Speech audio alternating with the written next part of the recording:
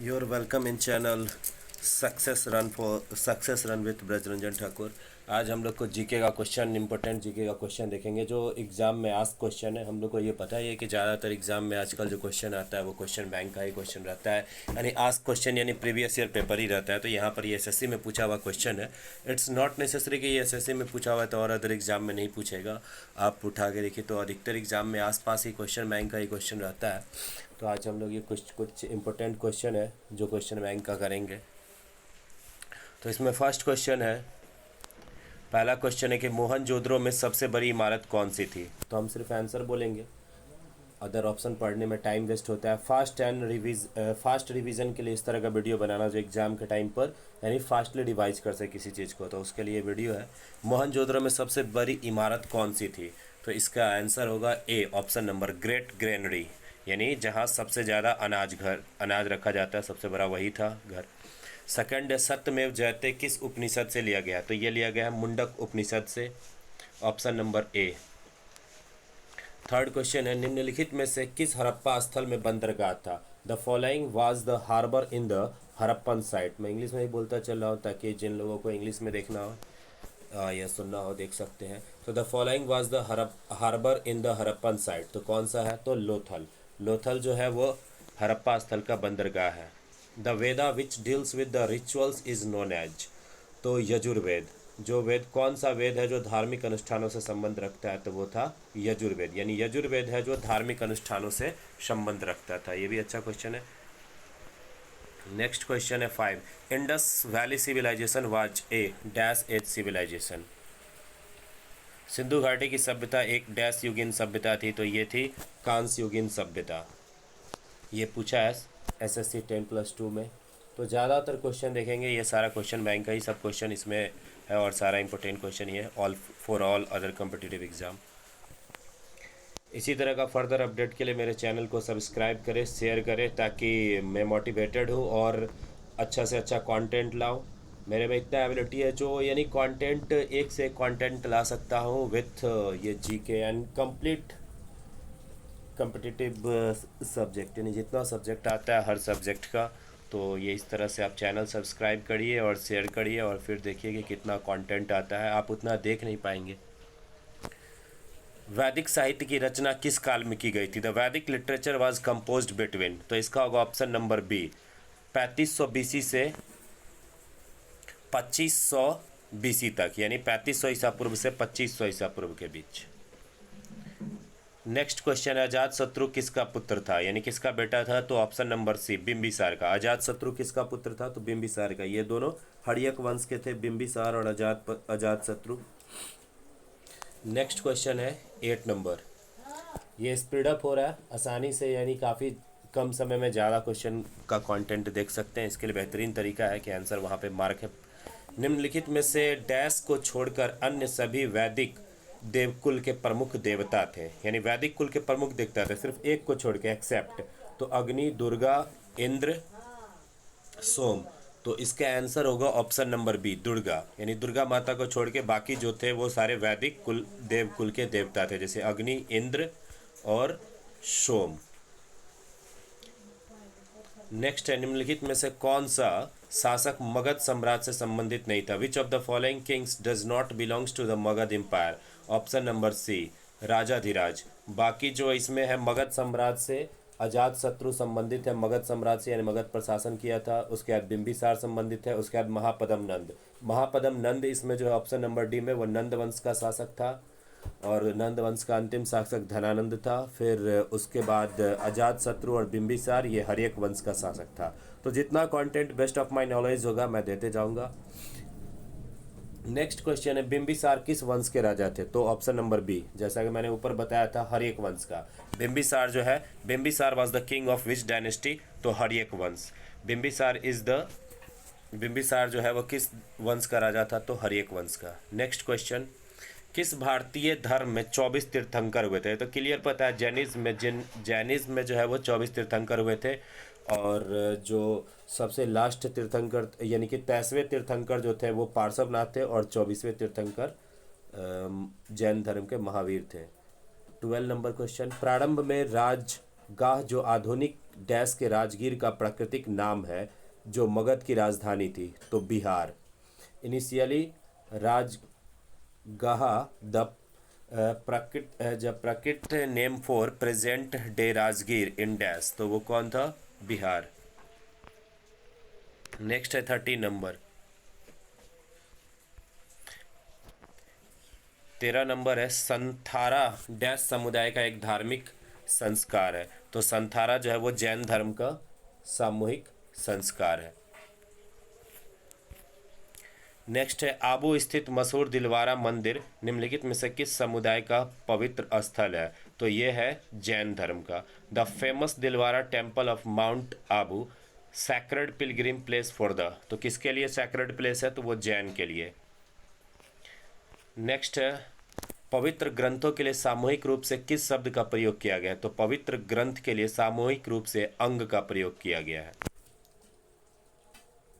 A collective terms used by the Jain for the sacred books is, तो that is called अंगाज यानी अंग। Next question है with which religion is कैबल्य as associated, यानी कैबल्य कौन से धर्म से संबंधित है? तो इसका ऑप्शन होगा जैन धर्म से संबंधित है। क्या? तो कैवल्य। एक तरह कैवल्य जो है ज्ञान की अवस्था है, जब ज्ञान प्राप्त हो जाता है, मोक्ष प्राप्त हो जाता है, तो उसी को कैवल्य कहते हैं। प्रारंभिक भक्ति आंदोलन में से नैनारों के नेतृत्व में हुआ था जो डैश के भक्त थे, यानी नैनार जो है वो किसके भक्त थे? One of the earliest bhakti movements were lead by the Nayanars who were devotees of, तो नैनार्स किसके भक्त थे? तो नैनार्स विष्णु, तो नैनार्स जो थे वो शिव के भक्त थे। तो जो नैनार है वो भक्त थे किसके? तो शिव के भक्त थे नैनार। 17 क्वेश्चन हो गया। Next 18। The renowned temple at Ranakpur is, जो फेमस टेम्पल है रनकपुर वो कहाँ का है? तो जैन का। रनकपुर में स्थित प्रसिद्ध मंदिर डैश का एक मंदिर है, तो वो जैनों का मंदिर है।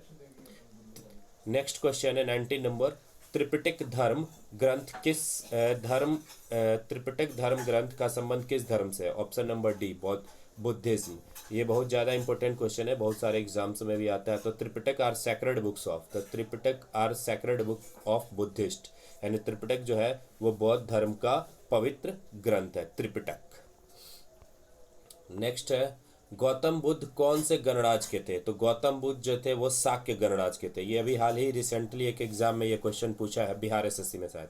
गौतम बुद्ध कौन से गणराज के थे? तो शाक्य गणराज के थे। और इससे पहले वाला जो क्वेश्चन है ये भी बहुत सारे एग्जाम में पूछता है, त्रिपिटक धर्म ग्रंथ का संबंध किससे है? तो त्रिपिटक का जो है वो बुद्धिस्ट से संबंधित है। गौतम बुद्ध कौन से गणराज के थे? तो वो शाक्य गणराज के थे। नेक्स्ट है क्वेश्चन नंबर 21।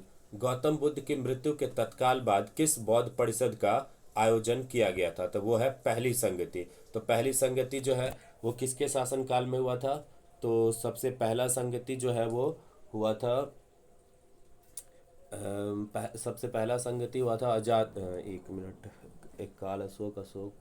अजात शत्रु के शासन काल में हुआ था पहला संगति, और दूसरा हुआ था काल अशोक, तीसरा हुआ था अशोक के शासन काल में, और चौथा बौद्ध संगति जो है वो हर्ष के यानी कनिष्क के शासन काल में हुआ था, चौथा कुंडलवन में। तो ये जो था गौतम बुद्ध की मृत्यु के तत्काल बाद किस बौद्ध परिषद को आयोजित किया गया था? तो गौतम बुद्ध की मृत्यु के तत्काल बाद जो है वो फर्स्ट यानी पहली बौद्ध संगति का आयोजन किया गया था, जो कि अजात शत्रु के शासन काल में हुआ था। अजात शत्रु हर्यक वंश का संस्थापक था। और द्वितीय बौद्ध संगति जो है वो काल अशोक के शासन काल में, तीसरा अशोक के शासन काल में जो कि पाटलिपुत्र में हुआ था, और अजात शत्रु वाला जो है वो राजगृह में हुआ था, और अशोक का तो पाटलिपुत्र में हुआ था, और जो पहला सबसे लास्ट वाला चतुर्थ वो कनिष्क के शासन काल में कुंडलवन कश्मीर में हुआ था। नेक्स्ट है 20। त्रिपिटक डैश की पवित्र पुस्तक है, यानी Tripitaka are sacred books of. Tripitaka जो है वो किसका पवित्र ग्रंथ है?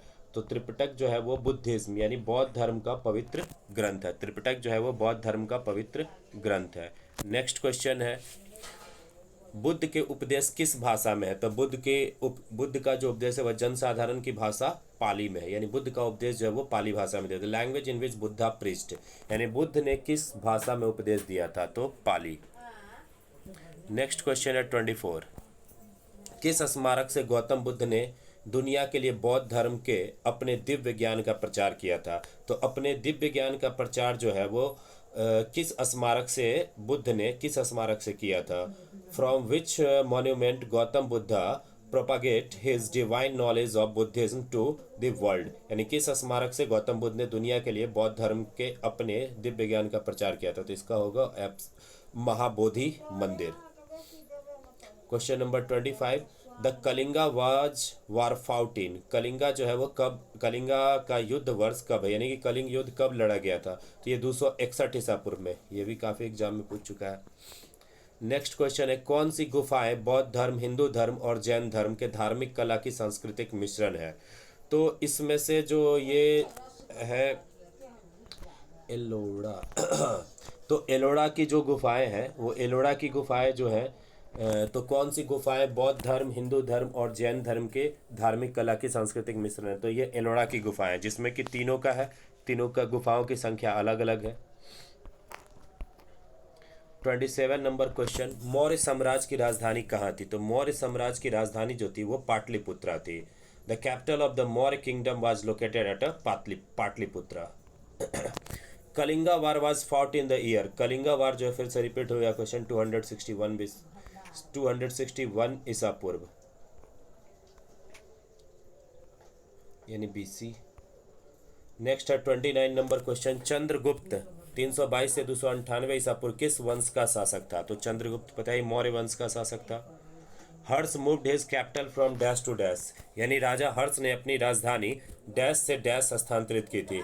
तो इन्होंने जो अपनी राजधानी स्थानांतरित की थी वो की थी थानेश्वर से कन्नौज। पहले हर्ष की राजधानी थानेश्वर थी और उसके बाद उसकी राजधानी जो है वो कहाँ पर हो गई? कन्नौज। 31 number question. ये फास्ट रिवीजन के लिए है और ऑथेंटिक आंसर यहाँ पर मिलेगा, क्योंकि आंसर आप लोग के सामने ही मार्क है, तो यहाँ पर मार्क है इसलिए ऑथेंटिक है काफ़ी ज़्यादा और काफ़ी ज़्यादा फास्ट है। तो ताकि क्विक रिवीजन हो जाए कि बुक से अगर पढ़े और क्विक रिवीजन करना है एग्ज़ाम के टाइम पे तो वो क्विक रिवीजन के लिए भी है और अभी भी देख सकते हैं।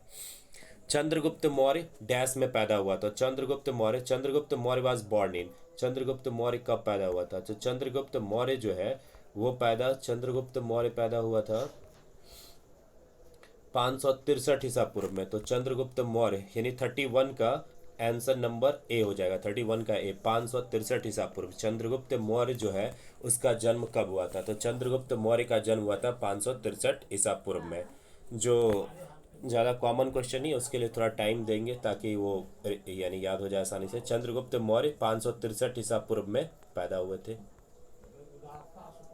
नेक्स्ट है 32 नंबर क्वेश्चन।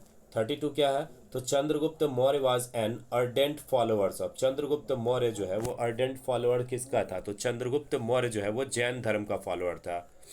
श्रवण बेलगोला में चंद्रगुप्त मौर्य की मृत्यु हुई थी। अब यहाँ पर हम लोग बहुत सारा धर्म देख सकते हैं कि कौन, जैसे सिख धर्म है तो गुरु नानक ने सिख धर्म को बनाया था। बौद्ध धर्म है तो बौद्ध धर्म को पता है महात्मा बुद्ध, जिनको एशिया ऑफ लाइट भी कहा जाता है, उन्होंने बनाया था। नेक्स्ट है अशोक किस राजवंश के राजा थे? Ashok was a king of which dynasty? तो क्लियर है कि मौर्य वंश के अशोक जो थे वो मौर्य वंश के सबसे प्रतापी शासक में से एक थे और अशोक ने ही चक्रवर्ती होने का उपाधि यानी धारण किया था। और अशोक ने कलिंगा युद्ध के बाद जो है वो अपना अस्त्र त्याग किया था। बिंदुसार किसका पुत्र था? तो बिंदुसार जो है वो चंद्रगुप्त का पुत्र था। ये बिंदुसार किस वंश का है? तो ये मौर्य वंश का है और बिंबिसार हर्यक वंश का है। तो बिंदुसार किसका पुत्र था? तो बिंदुसार जो है वो चंद्रगुप्त का पुत्र था।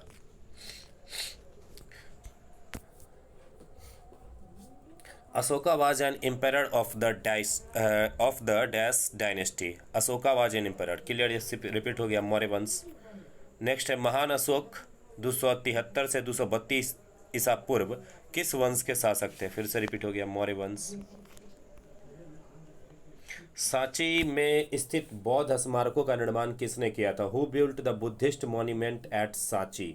तो सांची का जो बुद्धिस्ट टेम्पल मॉन्यूमेंट्स है उसको बनाया था मौर्य वंश यानी मौर्य डायनेस्टी ने।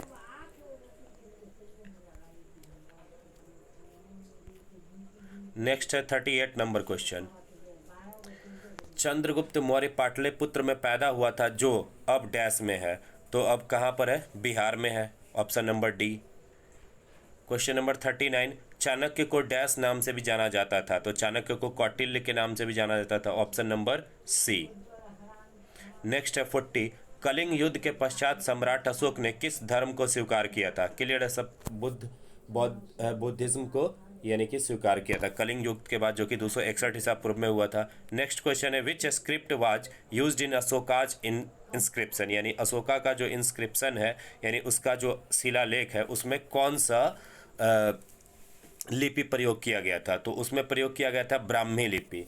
ब्राह्मी लिपि is use in a Ashoka script.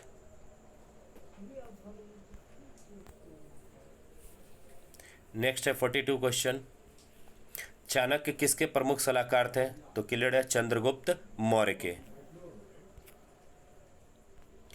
Who among the following was the ruler from the Kushan dynasty, यानी निम्नलिखित में से कौन शासक कुषाण वंश से था? तो कुषाण वंश से इसमें से था कौन सा? कड़फिसेस। इसका पूरा नाम है Kujula Kadphises, option number B. Who among the following was the ruler from the Kushan dynasties, तो दैट इज कड़फिसेस यानी कुजुल कड़फिसेस। निम्नलिखित में से कौन कनिष्क के राजवैद्य थे? तो चड़क जो थे वो कनिष्क के राजवैद्य थे, यानी कौन थे? तो physician of Kanishka, who that is called Charaka. किस साम्राज्य को हिंदुत्व का स्वर्ण युग माना जाता है? Which empire is regarded as the golden age of Hinduism, तो गुप्ताज डायनेस्टी को जो है वो हिंदुत्व का स्वर्ण युग माना जाता है, यानी स्वर्ण काल जो है हिंदुत्व का कौन था? तो गुप्ता डायनेस्टीज। नेक्स्ट 46, अशोक को आरंभिक भारत का सर्वप्रसिद्ध शासक माना जा सकता है जिन्होंने डैश के वर्तमान तटीय उड़ीसा पर विजय प्राप्त की थी, तो इसका हो जाएगा कलिंग। कलिंग जो वो कहाँ पर है? उड़ीसा में। नेक्स्ट है आर्यभट्ट और कालिदास किस गुप्त शासक के दरबार में रहते थे? आर्यभट्ट और कालिदास जो है वो दोनों के दोनों चंद्रगुप्त द्वितीय के दरबार में रहते थे, और चंद्रगुप्त द्वितीय ही है जो जिसे विक्रमादित्य की उपाधि धारण किए थे चंद्रगुप्त द्वितीय ने। फिर नालंदा विश्वविद्यालय की स्थापना किसने की थी? तो कुमारगुप्त ने। फिर इसमें ऑप्शन नंबर डी, उसके बाद ऑप्शन नंबर सी है समुद्रगुप्त, तो समुद्रगुप्त को भारत का नेपोलियन कहा जाता है। उसके बाद स्कंदगुप्त, जो स्कंदगुप्त है वो सुदर्शन झील का पुनर्निर्माण करवाया था, पुनरुद्धार करवाया था स्कंदगुप्त। नेक्स्ट है 48, भारत के इतिहास में किसके शासनकाल को भारत का स्वर्णिम युग कहा जाता है? तो स्वर्णिम युग कहा जाता है गुप्ता एम्पायर को, यानी whose reign in India history is called the golden age of India, that is called Gupta empire. Next question है 45, प्रभावती गुप्त आरंभिक भारत के सबसे महत्वपूर्ण शासक लगभग 375 से 415 ईसा पूर्व की पुत्री थी, तो किसकी पुत्री थी? प्रभावती गुप्त, तो ये थी, नाम में भी गुप्त लगा हुआ है, तो ये है चंद्रगुप्त द्वितीय की। नेक्स्ट है घटोत्कच। घटोत्कच जिसने 290 से 305 ईस्वी में राज्य किया था, किस साम्राज्य का था? तो घटोत्कच जो था वो गुप्त साम्राज्य का था। Ghatotkacha was Ghatotkacha, whose rule in the year 219 to 305 BC was belongs to the dynasty Gupta. Who was Prithviraj Chauhan father? Prithviraj Chauhan के पिता कौन थे? तो सोमेश्वर चौहान। ये अभी हाल ही में रिसेंट एग्जाम में आया है, ये पूछा है या तो बीपीएससी के एग्जाम में पूछा है या किस एसएससी के एग्जाम में। Who was the Prithviraj Chauhan father? Prithviraj Chauhan के पिता कौन थे? तो Someshwar Chauhan, option number C. Prithviraj Chauhan ने डैश से विवाह किया था और वह उसके शत्रु जयचंद गढ़वाल की बेटी थी, ऑप्शन नंबर सी संयुक्ता। तो Prithviraj Chauhan wife name is Samyukta. She has a daughter of his enemy name Jaichand Garhwal. Who were the patrons Sangam literature? Sangam साहित्य के संरक्षक कौन थे? तो पांड्य, यानी पांड्याज जो है वो, पांड्य यहाँ पे अनुस्वार छूट गया है, तो पांड्याज जो है वो संगम साहित्य के संरक्षक थे। नेक्स्ट है कि उस कवि का नाम बताइए जिसने पृथ्वीराज रसो नामक एक कविता लिखी थी। ये कौन है? चंद्र वरदाई, जिसने पृथ्वीराज रसो नामक कविता लिखी है। नेक्स्ट है महाबलीपुरम में स्मारकों के समूह को किसने बनवाया था? तो ये बनवाया था नरसिंह वर्मन ने बनवाया था, जो पल्लव राजाओं के थे। बनवाया तो जनरली नरसिंह वर्मन थे, लेकिन नरसिंह वर्मन तो यहाँ पर जो उनके डायनेस्टी का नाम दिया हुआ है, which built the group of monuments at Mahabalipuram, तो पल्लव राजाओं ने। महाबलीपुरम के स्मारकों के समूह को किसने बनवाया था? तो पल्लव राजाओं ने। नेक्स्ट है चोल के समय बृहदेश्वर मंदिर कहाँ स्थित था? तो चोल के समय बृहदेश्वर मंदिर जो है वो कहाँ स्थित था? तो वो तंजौर, यानी तंजावुर भी इसको कभी कभी कहते हैं, तंजावुर, तंजौर। नेक्स्ट है कौन से पल्लव राजा ने चालुक्य राजा पुलकेशन द्वितीय को पराजित करके और उनका वध करके वातापी कोंड, यहाँ थोड़ा उच्चारण गलत लिखा हो, वातापी कोंड, तो इंग्लिश में सही है वातापी कोंड का खिताब हासिल किया था? तो ये है नरसिंह वर्मन प्रथम ने। तो नरसिंह वर्मन प्रथम ने जो है वो पुलकेशन द्वितीय को पराजित किया था और उनका वध करके वातापी कोंड की उपाधि धारण की थी। कौन? तो नरसिंह वर्मन प्रथम ने। इसमें भी कंफ्यूजन हो जाता है कि प्रथम या द्वितीय, तो नरसिंह वर्मन प्रथम ने वातापी कोंड की उपाधि धारण की थी। नेक्स्ट है 58, प्रथम हुन आक्रमण कब हुआ था? सबसे पहले जो विच डिड द फर्स्ट हुना इन्वेशन टेक्स प्लेस, या sorry when did the first हुना इन्वेशन टेक्स प्लेस, सबसे पहले प्रथम हुन आक्रमण कब हुआ था? तो 458 एडी, यानी आफ्टर द डेथ, तो ईस्वी 450 यानी 458 ईस्वी में। 58। नेक्स्ट है 59, डैश का युद्ध पृथ्वीराज चौहान और डैश के बीच, यानी तराइन का युद्ध पृथ्वीराज चौहान और डैश के बीच में लड़ा गया था। तो पृथ्वीराज चौहान और मोहम्मद गौरी के बीच में 1191 और 1192 में दो युद्ध लड़ा गया था, जिसका नाम है तराइन का युद्ध, जिसमें पहले युद्ध में मोहम्मद गौरी हारा था और दूसरे युद्ध में जो है वो पृथ्वीराज चौहान हारे थे। सेकेंड है तराइन का युद्ध डैश वर्ष में लड़ा गया था? तो एक पहला युद्ध जो है वो तराइन का प्रथम युद्ध, यहाँ पे प्रथम नहीं लगा हुआ है, जनरली प्रथम लगा के हुआ। 1191 में प्रथम युद्ध हुआ था तराइन का, ऑप्शन नंबर सी। और 1192 में दूसरा युद्ध हुआ था तराइन का। महाबलीपुरम स्थित एकाश्मयी शैल मंदिरों का प्रसिद्ध नाम क्या है? तो यह है रथ। तो महाबलीपुरम में स्थित एकाश्मयी शैल मंदिरों का नाम क्या है? तो रथ नाम है। 62, लगभग 712 में किसने सिंध पर विजय प्राप्त की थी? तो सिंध पर विजय 712 में प्राप्त की थी अरबों ने। और अरबों के सिंध का विजय का जो अरबों का वृतांत है वो चचनामा में लिखा हुआ है, चचनामा। दिलवारा के चालुक्य मंदिर जैन मंदिर कहाँ पर स्थित हो? दिलवारा का जैन मंदिर जो है वो कहाँ पर है? तो दिलवारा का जैन मंदिर राजस्थान में। तो दिलवाड़ा का जैन मंदिर कहाँ है? तो राजस्थान में, यानी ऑप्शन नंबर सी, यानी दिलवाड़ा का जैन मंदिर राजस्थान में है, जिसे चंदेल शासकों ने बनवाया था। चंदेल शासकों ने जो कि राजस्थान में, माउंट आबू पर्वत पे। महाबलीपुरम में रथ मंदिरों का निर्माण किसके द्वारा करवाया गया था? तो ऑप्शन नंबर सी, पल्लवों के। जैसे ही महाबलीपुरम में रथ मंदिरों का बात है तो वो करवाया था पल्लवों ने, और उसमें भी नरसिंह वर्मन ने। निम्नलिखित में से क्या अजंता गुफाओं के संबंधित में सही नहीं है? तो अजंता गुफाओं के संबंध में क्या सही नहीं है? तो वीडियो पॉज करके आप पढ़ सकते हैं कि क्या क्या सही है, ताकि डिटेल आ जाए। तो इसमें ऑप्शन नंबर डी सही नहीं है कि उनमें फूल पत्तियों के चित्र नहीं है, यानी कि फूल पत्तियों के चित्र हैं। तो बाकी हम सही ऑप्शन भी पढ़ते हैं कि निम्नलिखित में से क्या अजंता गुफाओं के संबंध में सही जो है, सही बात है वो पढ़ते हैं। तो उसका डिस्क्राइब है, तो अजंता की गुफाएं वो बौद्ध कला से सज्जित थे, यानी बौद्ध कला से संबंधित थे। They are decorated with the Buddhist artist, ये सही है। वे महाराष्ट्र में स्थित है, ये भी सही है, यानी अजंता की गुफाएं महाराष्ट्र औरंगाबाद में है। वे प्राचीन भारत में प्रयुक्त तकनीकों को दर्शाती है, जो प्राचीन भारत की तकनीकें हैं उसको दर्शाने का काम करती है। नेक्स्ट क्वेश्चन है Ajanta caves is in dash, यानी अजंता की गुफाएं कहाँ है? तो अजंता की गुफाएं हैं महाराष्ट्र में, वो भी औरंगाबाद में, महाराष्ट्र के औरंगाबाद में। कुतुब मीनार के पास स्थित महरौली पिलर प्राथमिक रूप में किस कारण प्रसिद्ध है? तो महरौली जो है वो किस कारण प्रसिद्ध है? तो लौह स्तंभ है शायद महरौली में। देख लेते हो ऑप्शन। ऑप्शन नंबर सी यानी लौह वही इस्पात का है। उत्कृष्ट गुणवत्ता के इस्पात के कारण, एक्सीलेंट क्वालिटी ऑफ स्टील।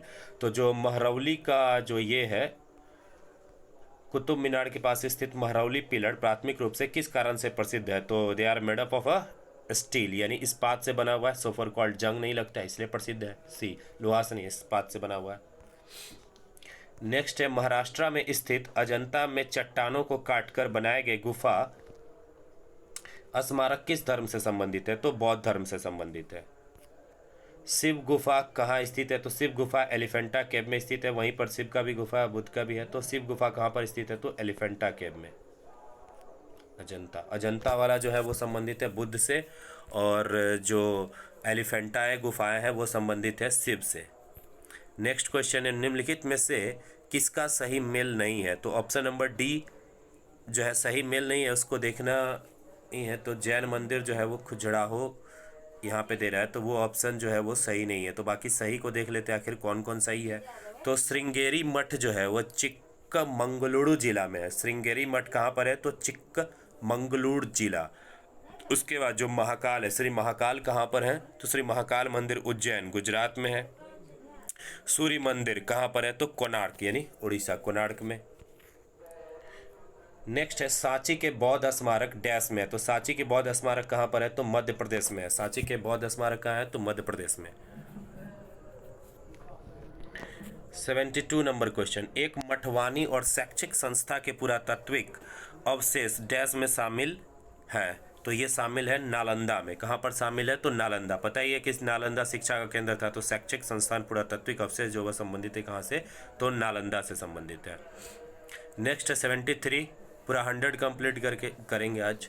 सूर्य मंदिर कौन से राज्य में स्थित है? तो ये उड़ीसा कोणार्क। नेक्स्ट है किस काल को गोल्डन फोर्ट के नाम से भी जाना जाता है? तो जैसलमेर। किस किले को गोल्डन फोर्ट के नाम से जाना जाता है? Which fort is also known as the golden fort? तो that is called Jaisalmer is known as the golden fort, यानी गोल्डन फोर्ट जाना जाता है जैसलमेर को। नेक्स्ट क्वेश्चन है 24 पहाड़ियों के साथ सूर्य देवता के रथ के रूप में कौन सा मंदिर बनाया गया? तो ये मंदिर है कोणार्क मंदिर। जो पहियों के साथ सूर्य देवता के रथ के रूप में मंदिर बनाया गया, तो वो मंदिर कौन सा है? तो वो मंदिर है कोणार्क का सूर्य मंदिर। नेक्स्ट है 76, कोणार्क सूर्य मंदिर डैश के द्वारा बनवाया गया। तो कोणार्क का सूर्य मंदिर जो है वो बनवाया गया है किसके द्वारा? तो ये बनवाया गया नरसिंह देव के द्वारा। तो कोणार्क का सूर्य मंदिर किसके द्वारा बनवाया गया है? ऑप्शन नंबर डी यानी नरसिंह देव के द्वारा बनवाया गया है। महावीर साइट डैश में है। तो महावीर साइट कहाँ पर है? तो महावीर साइट जो है वो कहाँ पर है? तो बिहार में महावीर साइट। नेक्स्ट 78, प्रसिद्ध Brihadeshwara the famous Brihadeshwara temple is located in. तो जो प्रसिद्ध बृहदेश्वर मंदिर है वो कहाँ पर स्थित है? तो ये तंजौर यानी तंजावुर में स्थित है। नेक्स्ट है 79 है पट्टडकल में स्थित स्मारकों का कौन सा समूह है? तो ये option number C Karnataka. Group of monuments at Pattadakal is Karnataka. Bhimbetka पाषाण आश्रय है डैश का? तो मध्य प्रदेश में। Rock shelter of Bhimbetka is in Madhya Pradesh. चट्टानों को काटकर बनाई गई सबसे पुरानी वास्तुकला डैश में पाई जाती है। तो चट्टान की सबसे पुरानी वास्तुकला जो है वो पाई जाती है कहाँ पर? तो बिहार में पाई जाती है। तो चट्टानों को काटकर बनाई गई सबसे पुरानी वास्तुकला डैश में पाई जाती है, तो ये बिहार में पाई जाती है। नेक्स्ट क्वेश्चन नंबर, पट्टडकल में स्थित स्मारकों के समूह को किसने बनवाया था? तो ये बनवाया था चालुक्य राजाओं ने। Who built the groups of monument at Pattadakal? तो that is Chalukya kings. Ellora cave कहाँ है? महाराष्ट्र औरंगाबाद। खजुराहो का स्मारक समूह किस राजवंश से संबंधित है? तो ये चंदेल, पहले भी मैंने डिस्क्राइब में बताया था। तो चंदेल से संबंधित है कौन? खजुराहो का स्मारक समूह। नेक्स्ट है चंद्रगिरी का किला 11वीं शताब्दी में बनाया गया एक ऐतिहासिक किला है जो डैश में स्थित है। तो चंद्रगिरी का किला जो 11वीं शताब्दी में बनाया गया था, तो वो कहाँ पर स्थित है? तो मध्य प्रदेश में। कहाँ स्थित है? मध्य प्रदेश में। कौन सा किला? चंद्रगिरी का किला। All questions are important, pastly asked in many exam, presently remarked by the CSSC, but it is not only asked in SSC. Many other exams ask these types of question, because all the questions are very important. I have the experience of these types of questions, and many of the exam content 70% of the questions from the questions bank. Now forward, Bhimbetka के rock shelters किस तलहटी में स्थित है? तो ये है Vindhya range में। तो भीमबेटक के रॉक शेल्टर्स है किसकी तलहटी में स्थित है? तो ये स्थित है विंध्य रेंज में। उसके बाद एलिफेंट की गुफाएं, यानी एलिफेंटा की गुफाएं जनरली कहाँ पर है? तो एलिफेंटा की गुफाएं महाराष्ट्र, ये भी औरंगाबाद। नेक्स्ट, द्रविड़ पद्धति के मंदिर वास्तु संधि का प्रतिनिधित्व किसके द्वारा किया जाता है? तो दैट्स रिलेटेड टू विमान, यानी द्रविड़ संधि यानी कि द्रविड़ पद्धति में जो रिप्रेजेंट किया जाता है तो विमान के द्वारा, यानी कि चित्रकला में इसका यूज किया जाता है। यानी घर के आगे जो विमान चित्रकला which is represented Dravida style of temple architecture, यानी कि द्रविड़ स्टाइल में जो मंदिर है, तो द्रविड़ स्टाइल में जो मंदिर है वो किस चीज़ का प्रयोग करता है? तो द्रविड़ स्टाइल में जो है वो प्रयोग करता है किस चीज़ का? तो विमान का प्रयोग करता है। और इसमें ऑप्शन नंबर डी है, गोपुरम किसको कहते हैं? तो मंदिर का जो द्वार होता है, एंट्री द्वार, उसको गोपुरम कहते हैं। नेक्स्ट है, ये गुफाएं मुंबई हार्बर में स्थित शिल्प गुफाओं का एक डैश नेटवर्क है। तो एलिफेंटा जो है, ये गुफाएं मुंबई हार्बर में स्थित शिल्प गुफाओं का एक नेटवर्क है, that is called Elephanta. Elephanta की गुफाएं किस शहर में है? तो मुंबई। ये तो मुंबई दिया, लेकिन मुंबई में भी और डिस्क्राइब में जाने पे। नेक्स्ट 91, निम्नलिखित में से किस अभिलेख शिलालेख में सती प्रथा का प्राचीनतम संदर्भ मिलता है? The earliest reference to sati customs is made in which of the following inscriptions?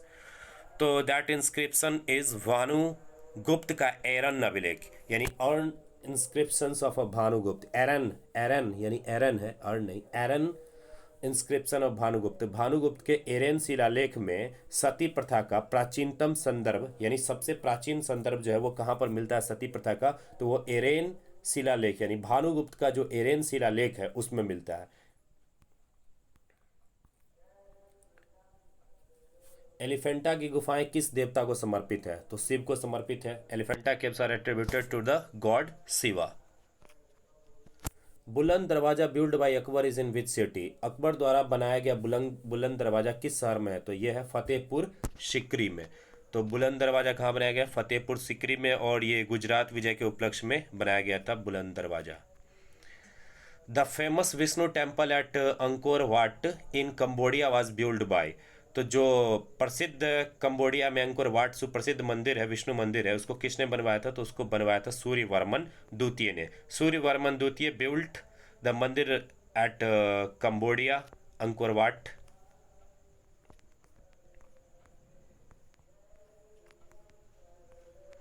Next है 95, इसके बाद 5 क्वेश्चन और है जो कि 100 कंप्लीट होगा। पाणिनि द्वारा रचित पुस्तक का क्या नाम है? तो पाणिनि के द्वारा रचित पुस्तक का नाम जो है वो है अष्टधाई। तो अष्टधाई जो है वो पाणिनि के द्वारा रचित पुस्तक है। नेक्स्ट है 96, किस मंदिर परिसर का आकार भव्य रथ के समान है जिसमें पत्थर के नक्काशादारी पहिए, स्तंभ और दीवारें हैं?